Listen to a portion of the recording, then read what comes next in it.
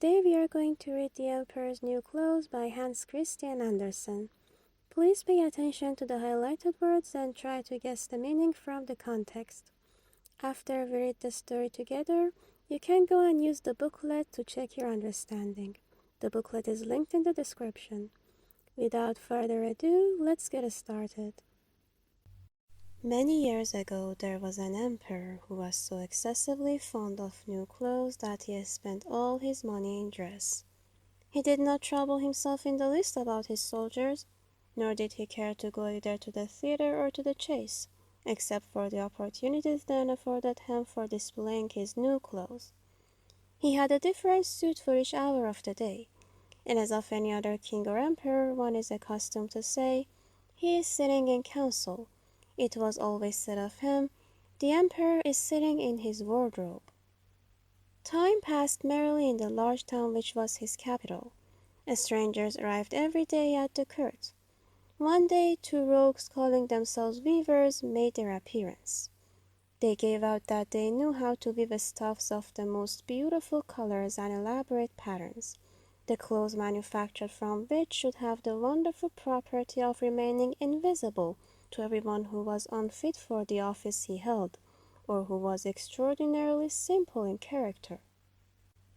This must indeed be a splendid cloth, thought the emperor. Had I such a suit, I might at once find out what men in my realms are unfit for their office, and also be able to distinguish the wise from the foolish. This stuff must be woven for me immediately. And he caused large sums of money to be given to both the weavers in order that they might begin their work directly. So the 2 pretended weavers set up 2 looms, and affected to work very busily, though in reality they did nothing at all. They asked for the most delicate silk and the purest gold thread, put both into their own knapsacks, and then continued their pretended work at the empty looms until late at night. I should like to know how the weavers are getting on with my cloth, said the emperor to himself after some little time had elapsed. He was, however, rather embarrassed when he remembered that a simpleton or one unfit for his office would be unable to see the manufacture. To be sure, he thought he had nothing to risk in his own person, but yet he would prefer sending somebody else to bring him intelligence about the weavers and their work before he troubled himself in the affair. All the people throughout the city had heard of the wonderful property the cloth was to possess, and all were anxious to learn how wise or how ignorant their neighbors might prove to be. I will send my faithful old minister to the weavers, said the emperor at last after some deliberation. He will be best able to see how the cloth looks, for he is a man of sense and no one can be more suitable for his office than he is. So the faithful old minister went into the hall where the knaves were working with all their might at their empty looms. What can be the meaning of this? Thought the old man, opening his eyes very wide. I cannot discover the least bit of thread on the looms. However, he did not express his thoughts aloud.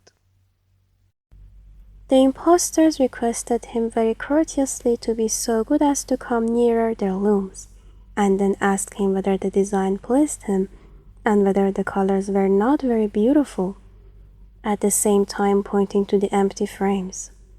The poor old minister looked and looked. He could not discover anything on the looms, for a very good reason, viz., there was nothing there. What? Thought he again. Is it possible that I am a simpleton? I have never thought so myself, and no one must know it now if I am so. Can it be that I am unfit for my office? No, that must not be said either. I will never confess that I could not see the stuff. Well, sir minister, said one of the knaves still pretending to work, you do not say whether the stuff pleases you. Oh, it is excellent, replied the old minister, looking at the loom through his spectacles. This pattern and the colors, yes, I will tell the emperor without delay how very beautiful I think them. We shall be much obliged to you, said the impostors, and then they named the different colors and described the patterns of the pretended stuff. The old minister listened attentively to their words, in order that he might repeat them to the emperor, and then the knaves asked for more silk and gold, saying that it was necessary to complete what they had begun. However, they put all that was given to them into their knapsacks and continued to work with as much apparent diligence as before at their empty looms. The emperor now sent another officer of his court to see how the men were getting on, and to ascertain whether the cloth would soon be ready. It was just the same with this gentleman as with the minister. He surveyed the looms on all sides, but could see nothing at all but the empty frames. "Does not this stuff appear as beautiful to you as it did to my lord the minister?" asked the impostors of the emperor's second ambassador, at the same time making the same gestures as before and talking of design and colors which were not there. "I certainly am not stupid," thought the messenger. "It must be that I am not fit for my good profitable office. That is very odd. However, no one shall know anything about it." And accordingly he praised the stuff he could not see and declared that he was delighted with both colors and patterns. "Indeed, please your imperial majesty," he said to his sovereign when he returned, "the cloth which the weavers are preparing is extraordinarily magnificent." The whole city was talking of the splendid cloth which the emperor had ordered to be woven at his own expense. And now the emperor himself wished to see the costly manufacture while it was still in the loom. Accompanied by a select number of officers of the court, among whom were the two honest men who had already admired the cloth, he went to the crafty impostors, who, as soon as they were aware of the emperor's approach, went on working more diligently than ever, although they still did not pass a single thread through the looms. "Is not the work absolutely magnificent?" said the two officers of the crown already mentioned. "If your majesty will only be pleased to look at it. What a splendid design, what glorious colors!" And at the same time they pointed to the empty frames, for they imagined that everyone else could see this exquisite piece of workmanship. "How is this?" said the emperor to himself. "I can see nothing. This is indeed a terrible affair. Am I a simpleton, or am I unfit to be an emperor? That would be the worst thing that could happen. Oh, the cloth is charming," said he aloud. "It has my complete approbation." And he smiled most graciously and looked closely at the empty looms, for on no account would he say that he could not see what two of the officers of his court had praised so much. All his retinue now strained their eyes, hoping to discover something on the looms, but they could see no more than the others. Nevertheless, they all exclaimed, "Oh, how beautiful!" and advised his majesty to have some new clothes made from this splendid material for the approaching procession. "Magnificent, charming, excellent," resounded on all sides, and everyone was uncommonly gay. The emperor shared in the general satisfaction, and presented the impostors with the riband of an order of knighthood to be worn in their buttonholes, and the title of gentlemen weavers. The rogues sat up the whole of the night before the day on which the procession was to take place, and had 16 lights burning so that everyone might see how anxious they were to finish the emperor's new suit. They pretended to roll the cloth off the looms, cut the air with their scissors, and sewed with needles without any thread in them. "See," they cried at last, "the emperor's new clothes are ready."